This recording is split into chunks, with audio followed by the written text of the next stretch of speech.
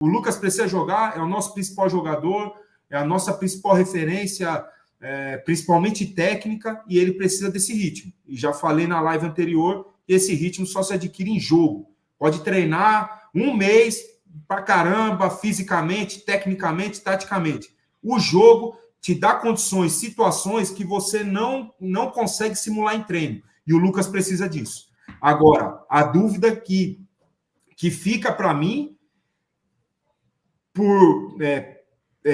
pela forma que o Zubeldia colocou ele no jogo contra o Barcelona, eu fico com a dúvida de como ele pensa em utilizar o Lucas. Uhum. Se é esperadas, porque o Lucas ele entrou pela direita, depois quando entrou o Eric ele foi para a esquerda, posição essa que eu acho que já não é mais a do Lucas, a de extremo, né, de ponta, e sim por dentro, como segundo atacante, vindo de trás, como é a característica dele, mais em direção ao gol, centralizado no campo. Essa é minha dúvida, seria minha dúvida para hoje, Arnaldo. Não sei se você pensa da mesma forma. Uhum. Então, Éder, você enxerga o Lucas como? Nós estávamos discutindo um pouco na live passada. A gente falou sobre Éder, isso, né? Assim, na verdade, né, na prática, o Zubeldia ainda não teve um jogo com Lucas, Calleri e Luciano aptos, né? Nenhum. Agora o Lucas está de volta, o Calleri ainda não está. Para juntar os três, que foi uma questão com o Dorival, foi uma questão com o Carpini, e acho que se coloca de novo a questão agora, né? Uhum.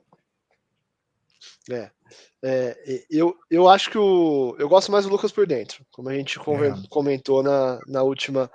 A gente até fez aquela outra analogia com ele jogando como um segundo atacante ali. Eu gosto mais do Lucas por dentro. Eu acho que ele tem rendido mais desde que ele chegou ao São Paulo por dentro, e a posição que ele gosta também, né? E muito por causa do desgaste físico.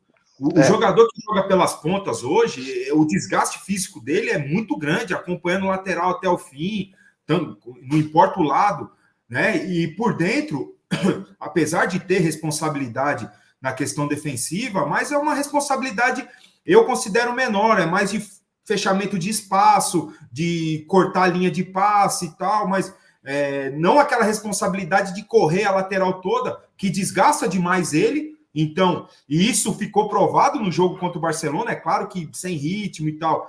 Ele fez uma jogada, depois na outra ele já segurou, tocou de lado e tal, para se recuperar fisicamente, a caixa, como a gente diz, né? Recuperar o fôlego, e jogando nessa função, o desgaste físico é muito maior. E também minimiza, na minha opinião, o risco de lesão, né? O cara ficar correndo ali a lateral toda, a gente sabe muito bem, aconteceu isso contra o Tadjeres na partida de ida, né?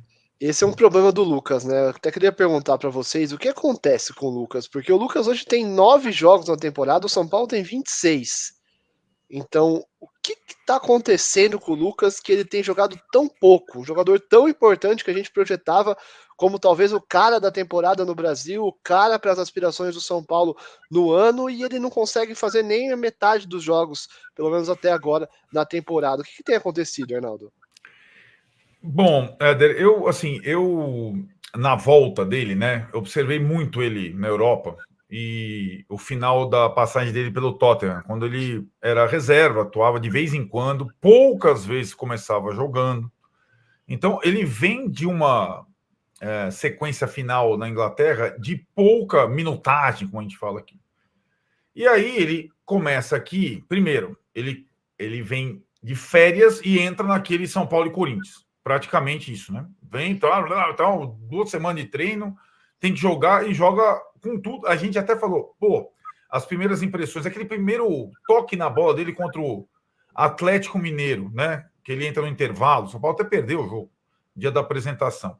E depois aquele jogo contra o Flamengo no Maracanã, que ele faz gol, depois o Corinthians, decisivo, tal. O começo dele foi impressionante. Aliás, o começo dele contra o Atlético Mineiro, o primeiro toque na bola, lembrou o Amoroso contra o River Plate, e o Renan já me falou sobre como foram os primeiros dias do Amoroso treinando com ele. Parecia ele...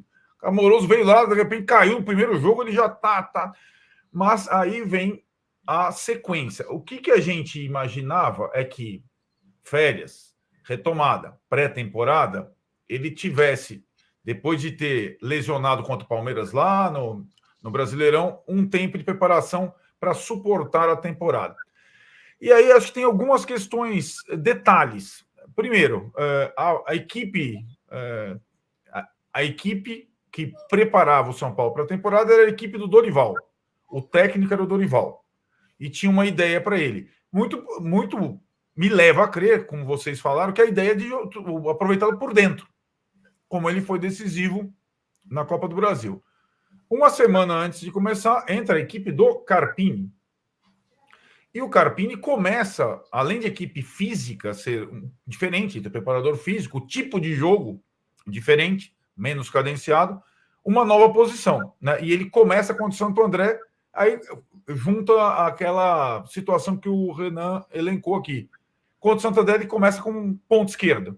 E o Carpini vai Rato na direita, Lucas na esquerda, Luciano por dentro e Calera. É o time do Santo André, né? A primeira amostra da temporada. No primeiro jogo, lembra aquele chuvarada? Ele vai, faz gol e tal, capitão. Aí eu tiro a Carpini, tira o cara, Carpini, tira o cara. Aí ele vai dar um carrinho lá atrás para marcar o cara, sente a coxa. E aí começa a situação. Então ele já começou com uma lesão, bem uma pré-lesão, e talvez ocupando uma função que ele não consiga mais. É como disse o Renan.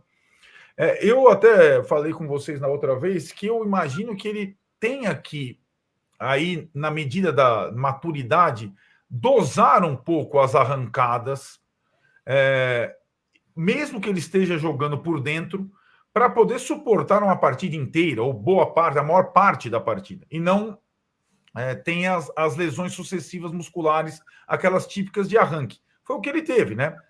Aí faz o processo todo, sente contra o Corinthians, não joga contra o Palmeiras, volta contra o Talheres, sente contra o Talheres, e agora acho que tem que ter um certo cuidado. Acho que ele não está jogando o que a gente esperava, ou com a frequência que a gente esperava, porque talvez ele não consiga jogar com a frequência que a gente esperava. E eu acho que o São Paulo tem que estar preparado para isso. Talvez... e essa comissão técnica atual me parece, com esse início de rodízio, hora coloca um, hora coloca outro, meio que preparada para utilizá-lo de uma forma mais estratégica e menos constante. Né? O que você acha, Renan? O que acontece com o Lucas? Esse é o principal detalhe. Eu não sei se com a comissão do Dorival, com o próprio Dorival, ele tinha mais, vamos dizer, mais liberdade de explanar o seu sentimento, o que ele mais gosta de fazer. Eu acho que com o Zubeldia, por enquanto, não tem muito isso, entendeu? O Zubeldia, a impressão que passa é que ele trata todo mundo igual, ninguém vai ser tratado de forma... professor, eu gosto de jogar aqui, eu gosto de jogar ali.